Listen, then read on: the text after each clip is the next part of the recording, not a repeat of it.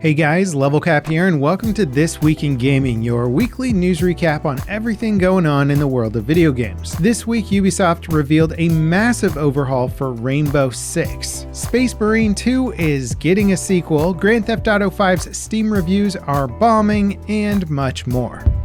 Rainbow Six Siege is getting a massive overhaul update. The X update will transition the game to a free-to-play title, sort of. The overhaul also includes reworked maps, a brand new game mode with a bespoke map, graphical improvements, major gameplay changes, enhanced destruction, updated audio, and much more. Let's start with the free-to-play change. All the unranked modes will be available in the free-to-play version of the game. However, you will be limited to 26 of the game's 50 operators. Players that paid for Siege will automatically get access to the paid content of the game, including the remaining 24 operators not bundled with the free version, as well as ranked modes. As for all of the gameplay and technical changes, it really is a significant overhaul. Rappelling will give players much more freedom of movement. You can sprint along the walls as well as go around corners now. The maps have all been updated with enhanced textures and lighting, but there's also new destructible environment items like fire extinguishers and gas lines that you can shoot, causing bursts of smoke or fire. The game audio is overhauled with better directional accuracy, especially when it comes to verticality. The new mode being introduced is called Dual Front. It's a 6v6 format with players able to pick from all available operators regardless of whether they're attacking or defending. The mode has its own bespoke map called District. The map is broken into 3 sections, an attack section, a defense section, and a neutral section between the other 2.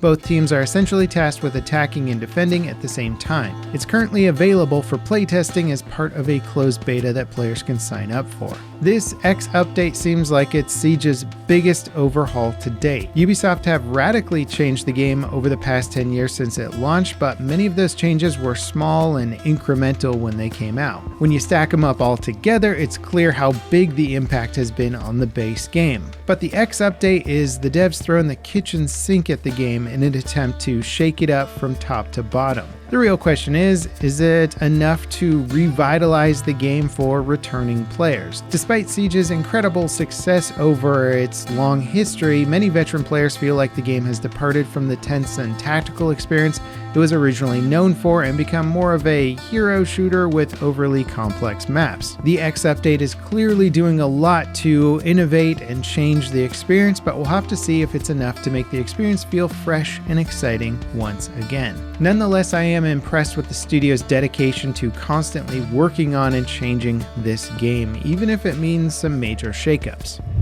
Warhammer 40k Space Marine 2 is officially getting a sequel. The game's developer Saber Interactive announced Space Marine 3 is in active development. They will continue to support the current game with new content and updates for years to come, but are going full steam ahead with the next title. It'll offer a full campaign, multiplayer, and innovations that will redefine the standards of third-person action games according to their press release. And despite now years of quality Warhammer games releasing, Space Marine 2 is considered to be one of the best and was a massive commercial success. It's essentially a mainstream hit introducing this franchise to a whole new audience. And the best part is that the game seems to have retained its authenticity to the source material and has been celebrated by fans of Warhammer for being one of the most accurate depictions of its lore in combat.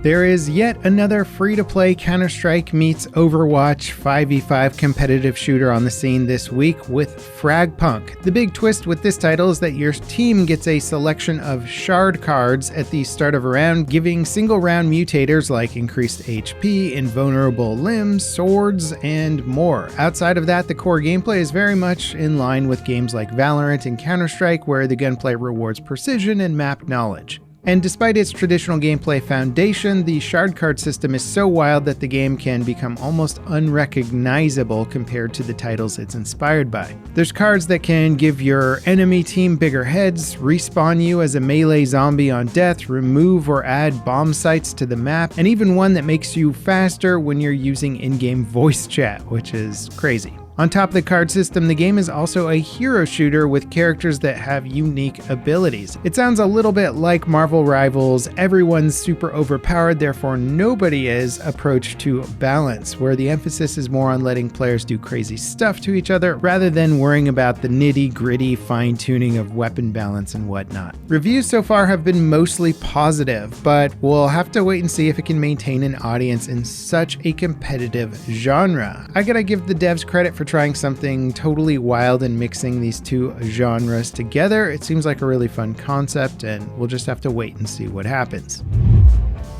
The Grand Theft Auto V Enhanced Edition is officially the worst reviewed GTA game on Steam. That's no small feat considering the outrage over Grand Theft Auto Remastered, which was a collection of GTA 3, Vice City, and San Andreas. That title was roasted for making sweeping changes to the look and feel of the original games while also cutting original content like radio stations. But GTA 5 Enhanced has taken that negative review crown thanks to some major frustrations from players. While the game is a welcome visual overhaul, it completely broke existing mods. Account migration is required to play it, and some users are reporting issues with that process, costing them all of their progress or not even letting them migrate at all. Rockstar are working with a team of modders to overhaul the mod support, and the account migration issues are likely temporary.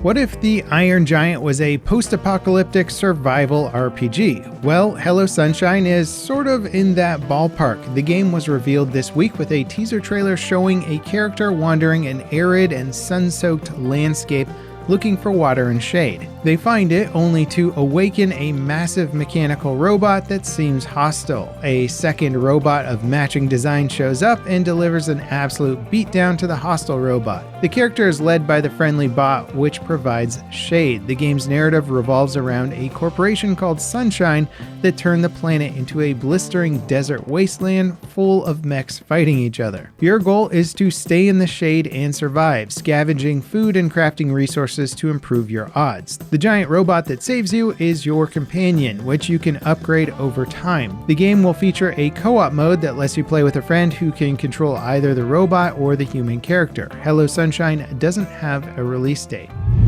Survival shooter Deadside racked up over 100,000 new players this week thanks to its launch on consoles and free-to-play trial. The game has been quietly getting along on Steam as a PC-exclusive early access title since 2020, but it finally got its big 1.0 update last December, and 2 weeks ago it launched on consoles. Across all platforms, the game added 100,000 new players with an impressive conversion rate from the free trial of around 20%. Deadside's next update will introduce the game's first new map with a smaller PvP-focused experience.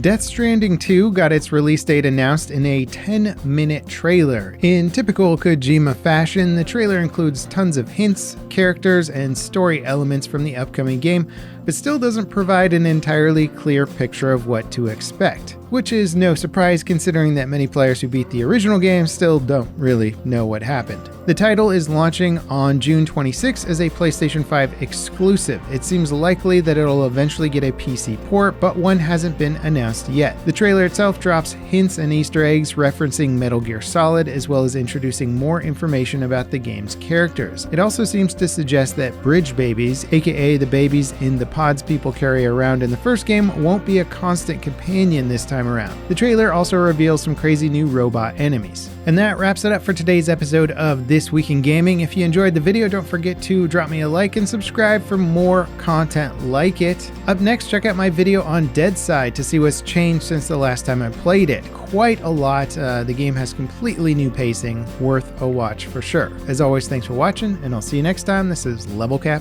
signing off.